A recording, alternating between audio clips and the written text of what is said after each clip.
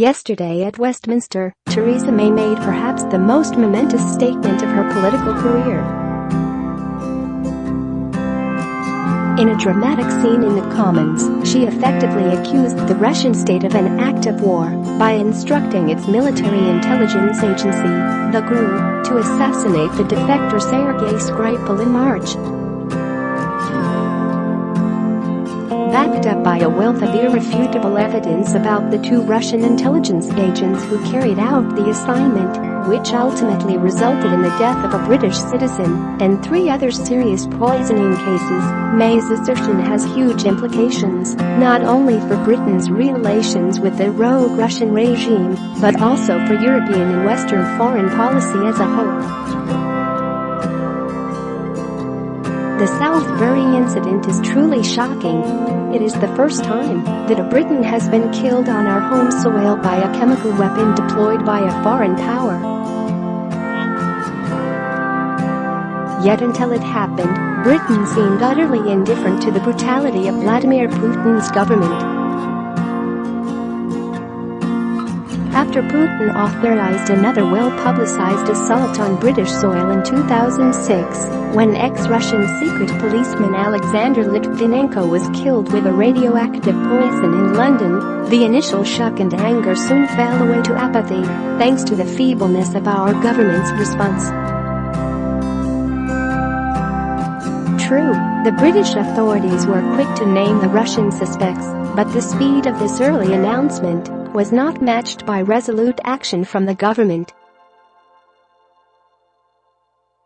Share this article. Share 31 shares. Huffing and puffing in Whitehall produced half measures, which can only have reassured the Kremlin and Russian spy masters that they could get away with assassination.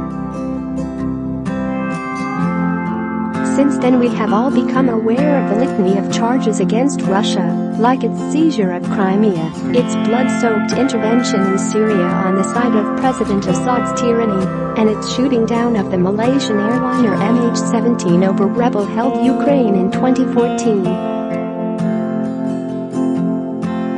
But all those atrocities happened abroad, it was argued. They were nothing to do with us, so a slap on the wrists would do.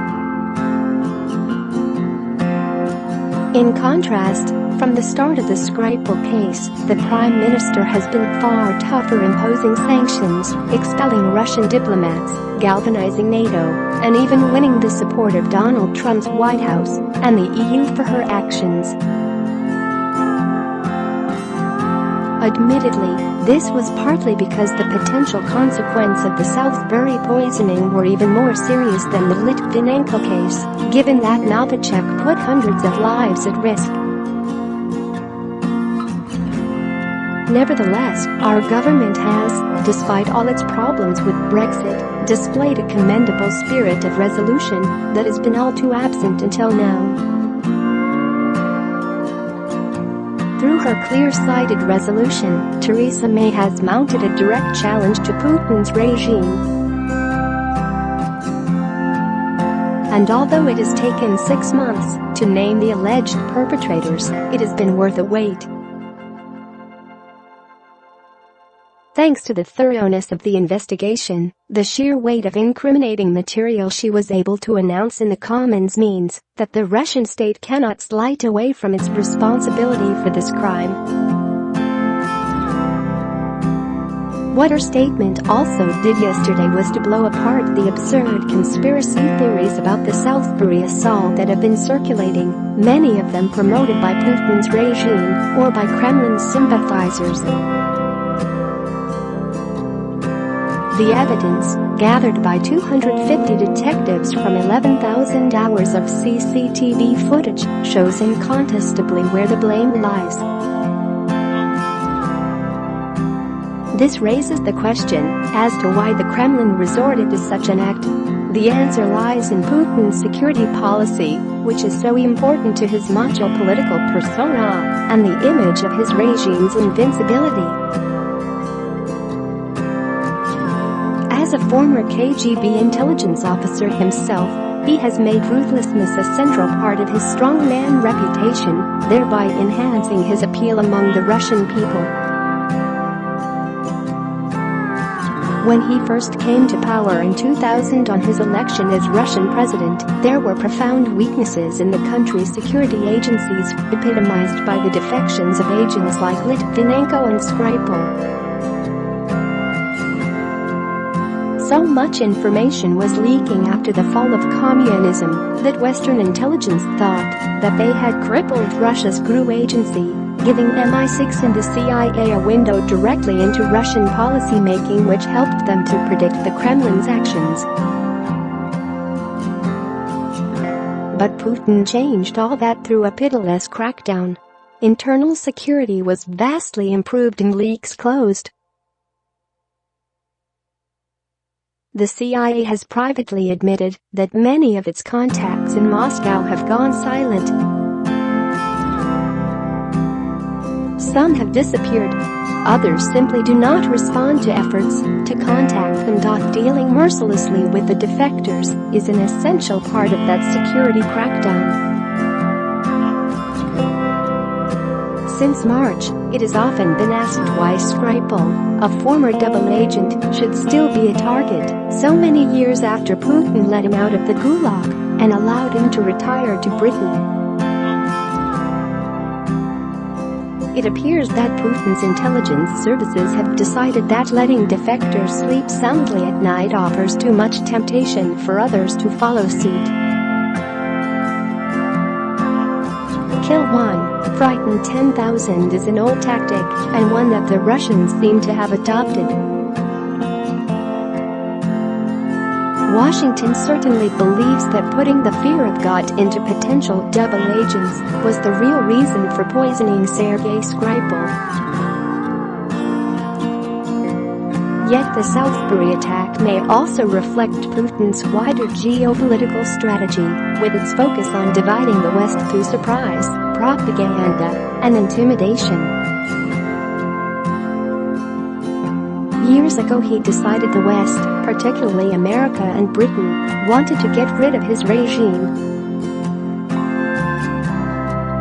Instead of asking what he could do to allay Western concerns, he adopted the opposite course by using Russian wealth from the country's energy resources, plus the long experience of Soviet spycraft, to mount campaigns of disinformation and denial. Until Salisbury, that strategy appeared to be working. The Novichok assault led to an unprecedented act of unity, due in part to the British government's resolve. The West hung together and backed Britain. The question now is whether this accord will last.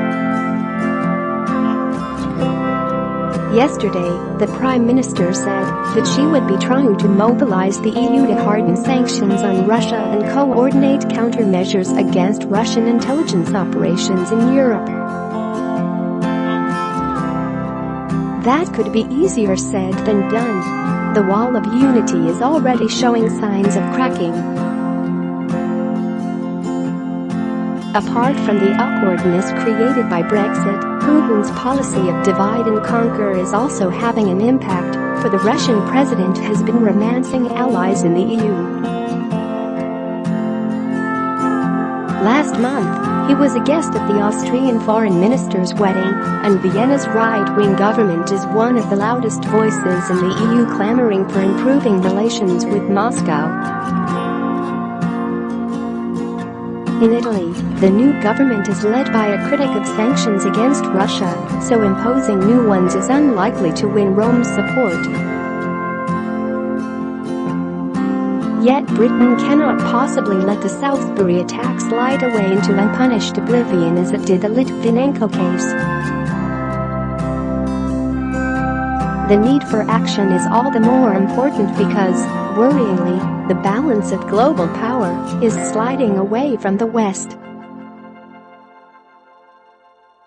The US, Britain and the EU are still economically potent, of course, but the rise of China as both an economic and military superpower adds to the challenge posed by Russia and other states.